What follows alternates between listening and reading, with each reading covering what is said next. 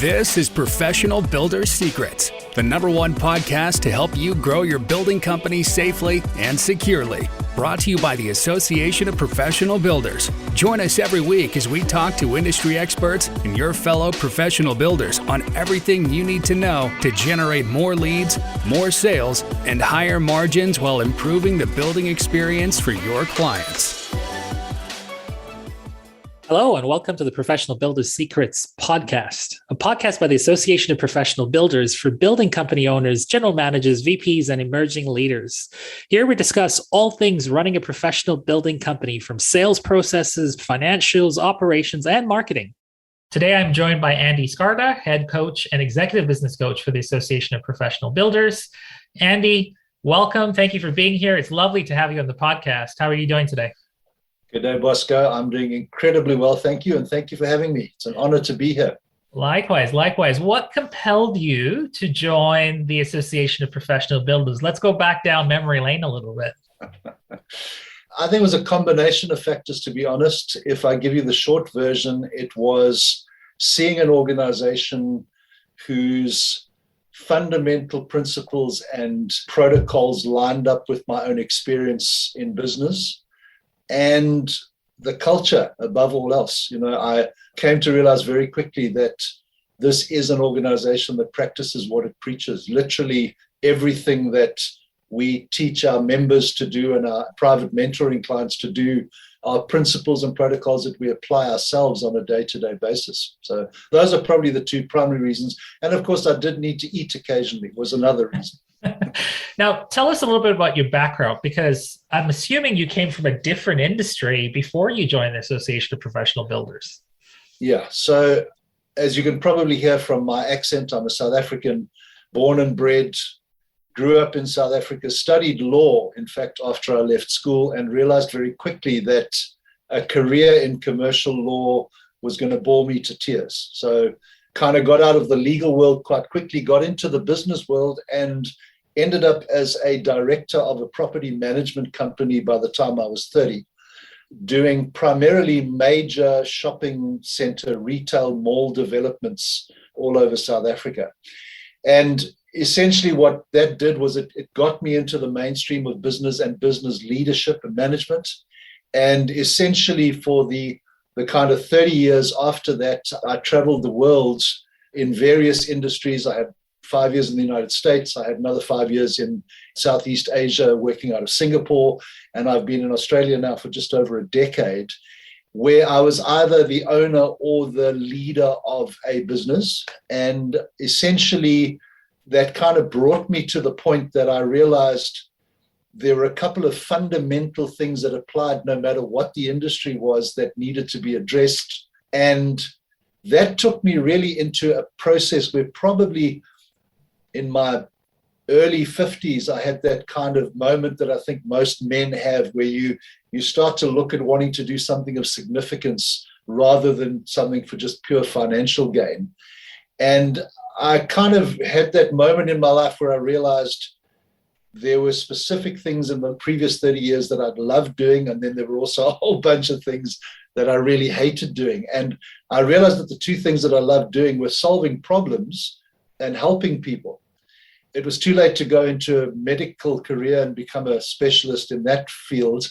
So I really looked at where I could apply my experience and my business knowledge.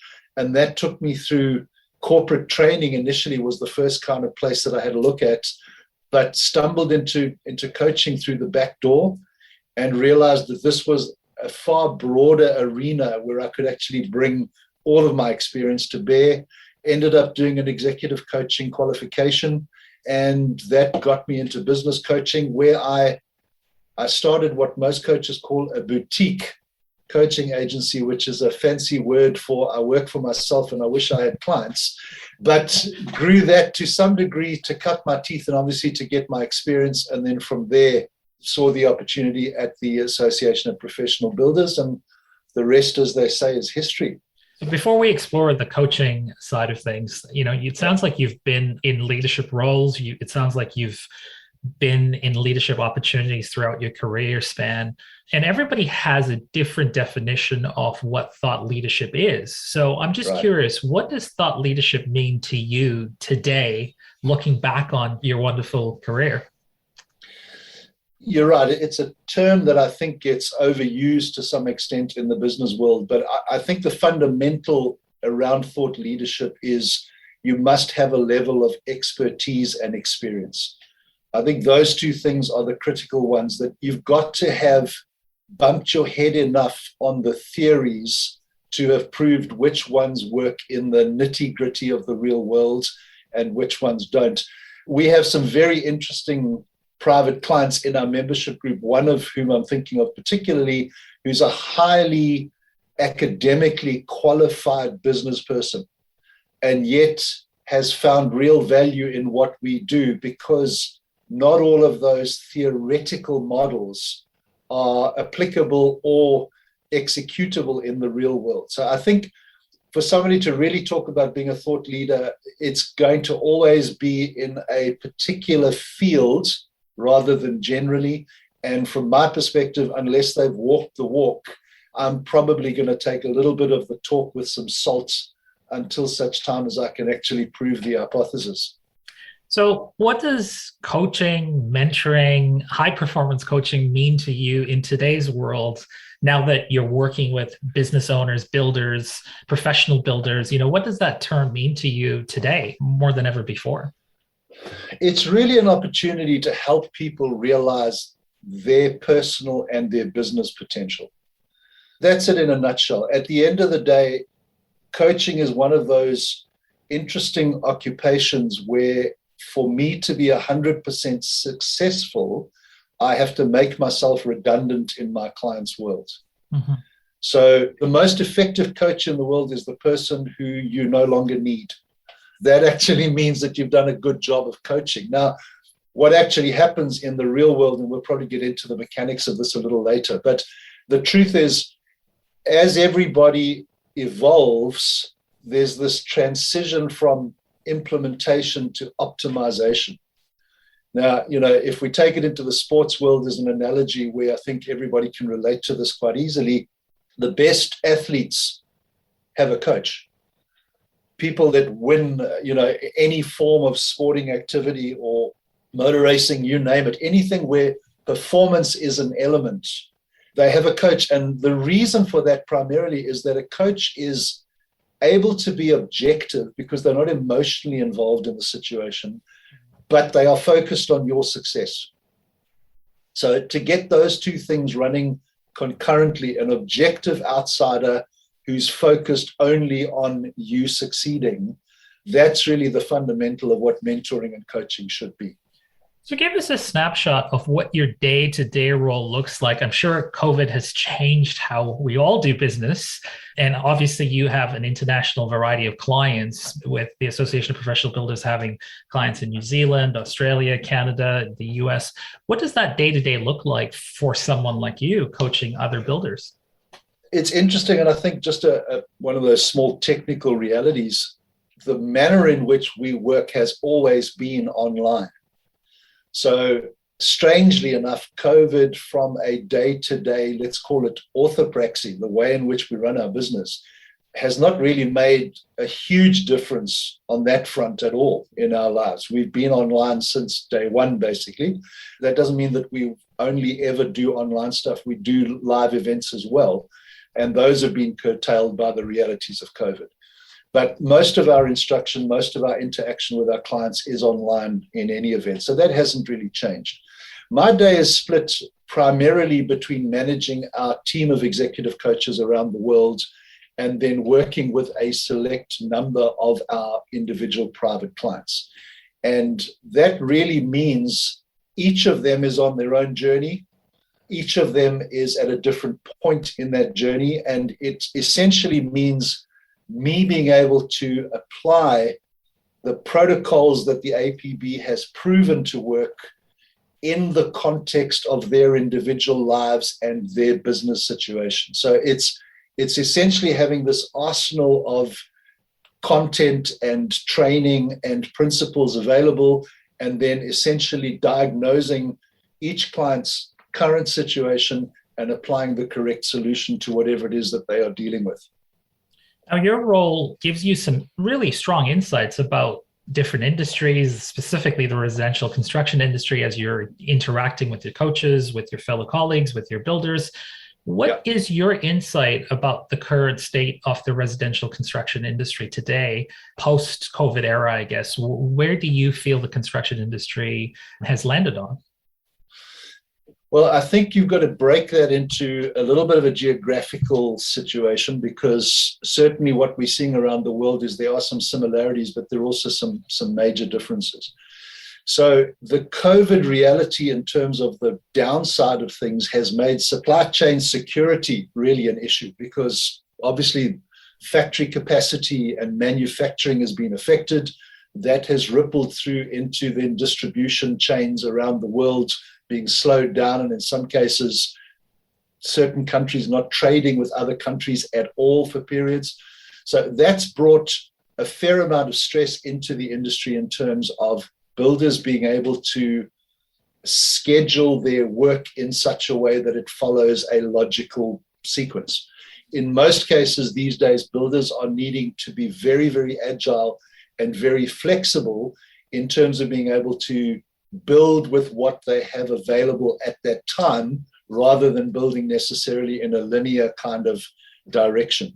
Similarly, we've seen that both the pure medical impact, the health impact of COVID on subcontractors and tradesmen, and then that has been exacerbated by things like government-inspired shutdowns for periods to try and deal with the disease, has then made the situation even more difficult, because now you have a lack of tradesmen available to carry out some of those specialist things on a building site. And really what it's happened is it's brought a lot of builders to the point of going, this is all just too hard. What are some of those pain points then? How does that translate to builders' businesses, I guess? I mean, there's so much that they're dealing with on an international and a national level. Yeah, look, it hasn't really brought with it any new pain points, but what I think it has done is it has exaggerated and exacerbated some of what was already there. If you ask me to distill that down to kind of the fundamental problem is that all of us to some degree, but it's very, very evident in the construction industry, are taught academically to be technicians. So we learn to do a certain thing, and what happens with most builders is that skill is going to be either a building type qualification, which might be a sub-trade like carpentry or something like that. And essentially, they reach the top level of that particular slice of the business and then find that they've inherited a business almost by mistake. And they know beautifully how to build a home. They can build a fantastic, structurally beautiful home, but nobody's taught them how to build a business. So what really we find is happening with most of the builders that we work with is that they've reached that point where they've hit saturation point on their ability to grow what they've created. And where we step in then is to help them fill in those gaps in the areas that they really are just not knowledgeable about, because they haven't had the opportunity to be taught, essentially. So it really comes around making sure that they have a solid pipeline of work. And that obviously comes back to the fact that you've got to have marketing as a strategy and both as an executable discipline. You've got to have a sales process that moves people from vaguely interested to actually committed to building in a reasonable space of time and in a logical sequence. And then you need to be executing those buildings in such a way that it's actually a positive experience for clients, which is one of the big problems in the industry. Unfortunately, from a PR perspective, the industry is not often viewed very positively.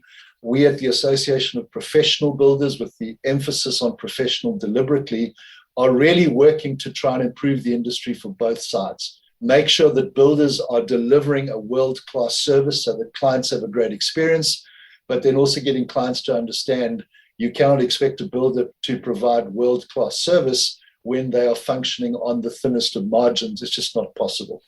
It's bringing those two things together mainly. And it sounds like you bring a lot of financial awareness for builders as well, because that's one of the biggest struggles that they go through from what you've mentioned as well. Yeah, absolutely. It's one of those things where I think all of us, no matter what sort of business discipline you're in, can become easily overwhelmed by the complexity of numbers. One of the things that Russ Stevens and Skarda, the founders of the APB, have managed to do is to kind of demystify that overwhelm and really distill things back to not every number is critically important to a builder. And what we really do is focus them in on the numbers that are the important numbers only, and then help them to understand exactly what story those numbers tell them about their business. And that obviously gives them the confidence then to move into that space. So, Andy, success leaves blueprints, as we know. And as an executive business coach, you're looking to design success for your clients.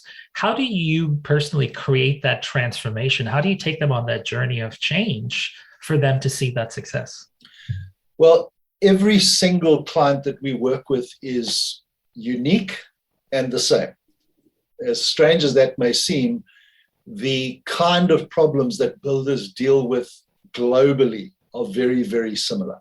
And what that means is, we can look at kind of the fundamentals of the business and very, very quickly, by analyzing the important data, identify where the problems are in the business. And one of the biggest things that we do at the APB generally, and very specifically in the advanced mentoring program, is help our clients to work out the best sequence in which to solve their problems.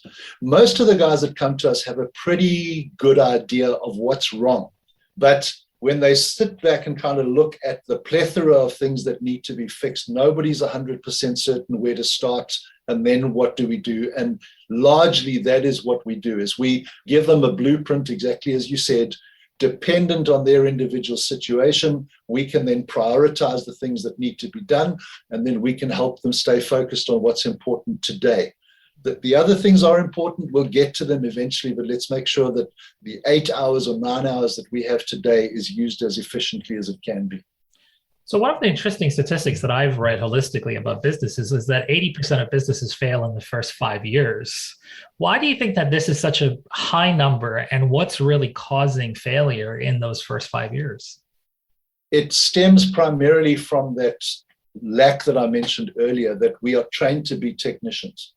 We aren't given a holistic business education, and we don't know what we don't know. And essentially what that means is, as with anything, you can deal with a situation when it is relatively small and contained, but as it starts to grow, it picks up a momentum of its own, and the issues that affect it become more complex and more intertwined. And you can get away with a lot of things when something is small, but particularly as that growth starts to come, that's when the cracks appear. And unfortunately, in the building industry, outside of the Association of Professional Builders, there's nobody else that is primarily and specifically focused on what happens in the building industry. And it has a couple of things that are really unique, that even builders themselves who've been in it for a while, accountants who work with builders, are unaware of the nuances. And because of that, things that would apply in, let's say, a manufacturing environment or a straightforward commercial environment don't apply in the building industry, and to be honest, are counterproductive. They don't work. They can often, in fact, exacerbate the problem rather than solving it. And obviously, once a builder gets into a downward spiral, this is an industry that literally your business can turn around in a matter of weeks if you are not on top of the things that need to be looked after. So one of the key things that really struck with me was the fact that you look at the data to identify a story. And this podcast is really about professional builders' secrets anyway. So let's try to uncover a secret here. In your biography, you had a statement that said that there are 5 key essentials of a building business that you pay attention to. And I'm just curious to know what those essentials are and what's really behind a business. So what do you look at when you're paying attention to a business or working with a client for the first time? What are some of those essentials that every builder should be paying attention to? Well, I mean, it's a little bit of a misnomer. I generally refer to it as the 5+1, because the 5 need to be a cohesive unit to really function. But let's run through the 5. Marketing is number 1. If people are not aware of the fact that you exist, they cannot do business with you. So there's the first one. Number two is sales. And it's not sales from the manipulative, cheesy, salesy perspective. It's really understanding that most clients are about to spend the biggest amount of money on a single item that they've ever spent in their lives. They are naturally concerned and they don't know what they're getting into. And a builder that is able to come up with a process that the client understands and that systematically helps the client to achieve what the client is looking for within the budget that they have available is going to be significantly more successful than a builder that doesn't. So marketing feeds into sales. You've then got to deliver what you've sold. So at the end of the day, that is the construction discipline. That's number three.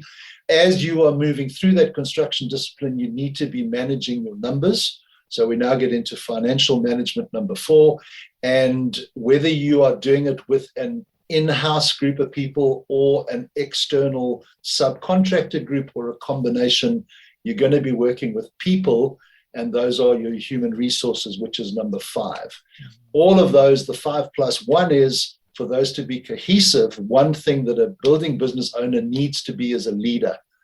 And leadership is probably the fundamental thing that we focus in on in the mentoring program, because you can be really good in any one of those individual disciplines, but if you're not able to bring them together into a cohesive unit, your business is not going to function at the level that you want it to. So those five fundamentals: marketing, sales, construction, financial management, and HR, and then brought together under that overarching umbrella of leadership. Mm-hmm. You mentioned the mentoring program. What are the differences between being a member of the Association of Professional Builders, which is growing, in all these different countries around the world, and what is the difference between being a member of the Advanced Mentoring Program for the Association of Professional Builders? Great question. The primary difference is that in the Advanced Mentoring Program, every single person in the program has an individual executive coach allocated to them to work with them. So if I was going to draw a comparison for you, it's kind of whereas the membership, we often talk about our membership area that has, without doubt, the most incredible resources, really, really well proven protocols that every builder can apply. There is a requirement in that space that you are self-motivated, that you are the one that's got to discipline yourself to literally allocate the time to work through learning things, and once you've learned them, to then implement those in your business on your own. It's a lonely road, and it's often one that takes people longer because you end up going down a couple of side streets that you probably didn't need to go down. What happens in the Advanced Mentoring Program is that you are working with a coach who understands that catalog of resources and is able to look at your individual situation and then apply the correct resource to what is going to help you most right now. So it brings those two things together. And what we find happens is that in the Advanced Mentoring Program, because there is the accountability of a coach who is going to check that you've actually done the training and you've come up with the methodology to implement that in your business, that accountability drives up the implementation. And because the implementation has been driven up, the results are achieved.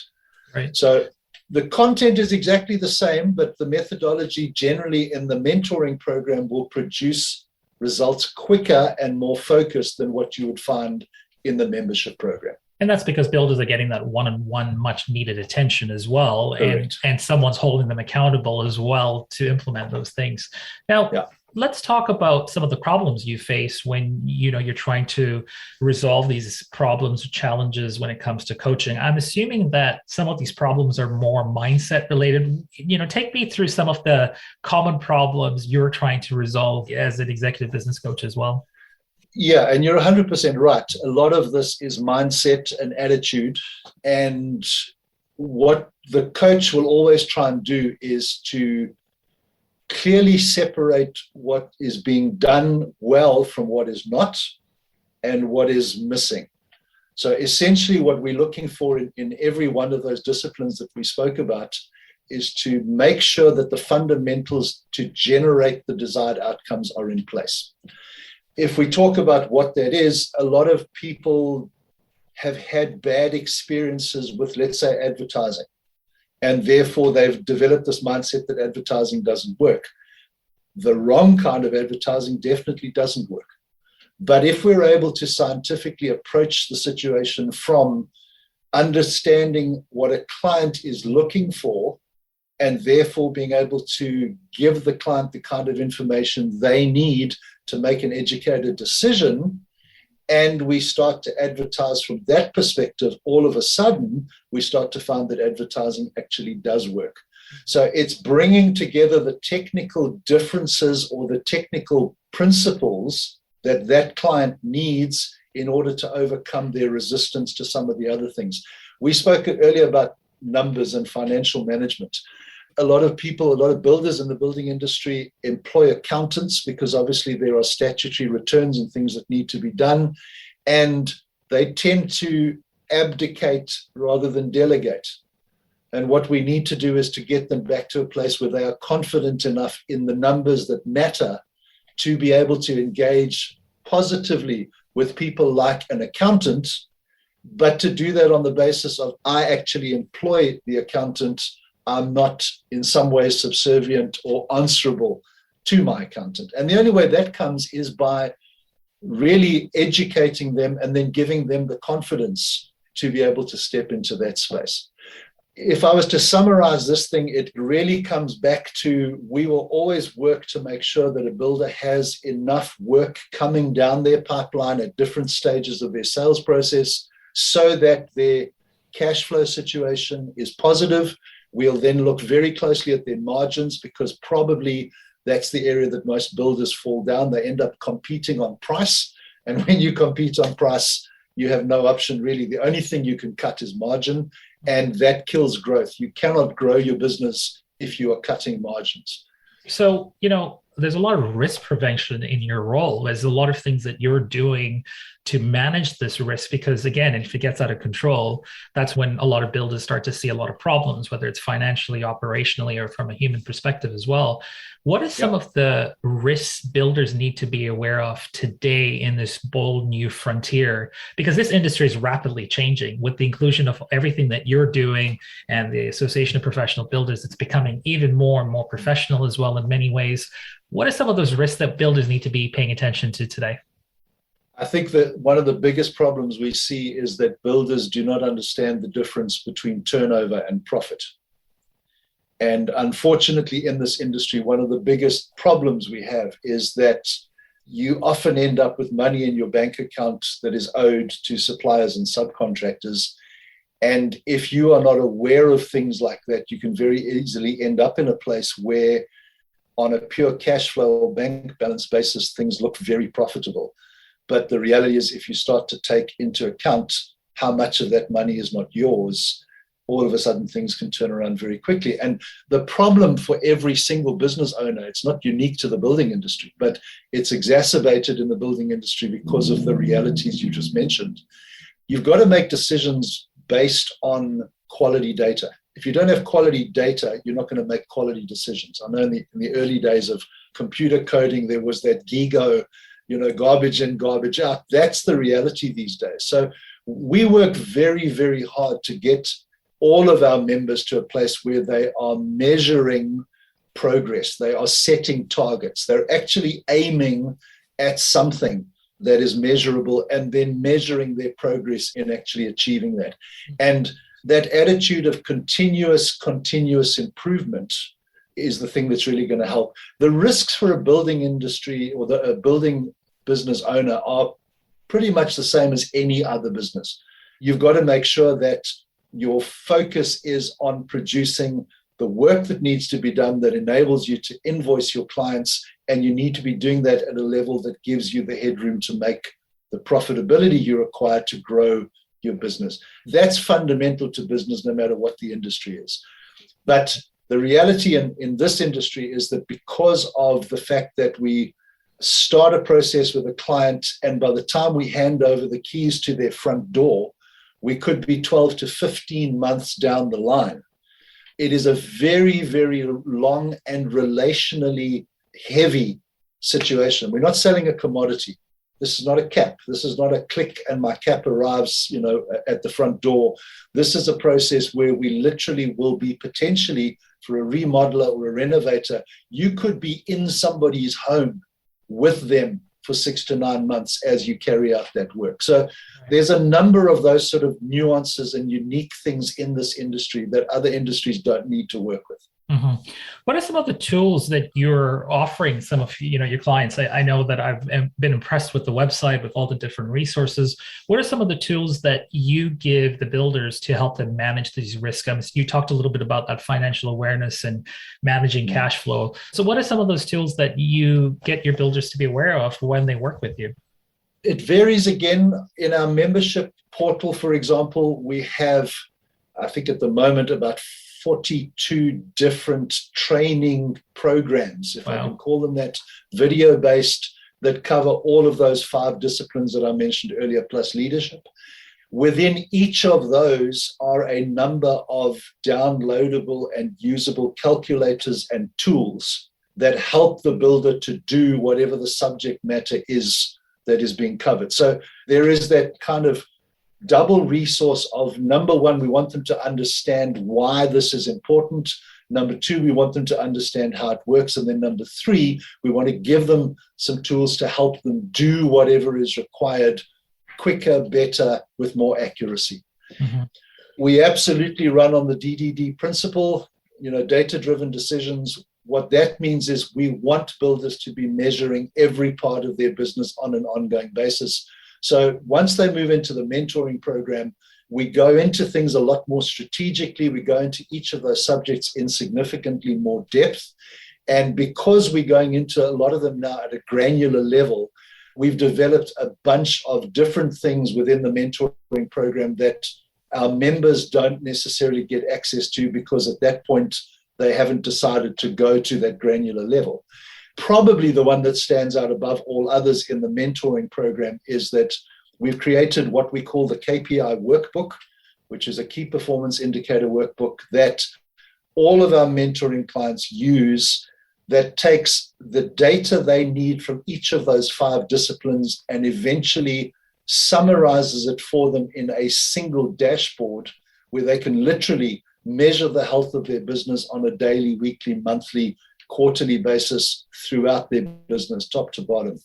That in itself is an incredible time saver. We spoke earlier about what do builders face. I think builders are probably the hardest working people on the face of the earth. I mean, some of the guys that we work with are putting in 80 to 90 to 100 hours a week because they're on site all day with a tool belt building. And then, they come home, they get a quick meal and 5 minutes with each of their kids and maybe a peck on the cheek from their wife. And then they're into their office to be estimating and quoting and ordering materials, et cetera, often late into the night or very early in the morning. So, helping them to manage their time more efficiently, make sure that they're focused on what's important. Those are the kind of tools that we look at.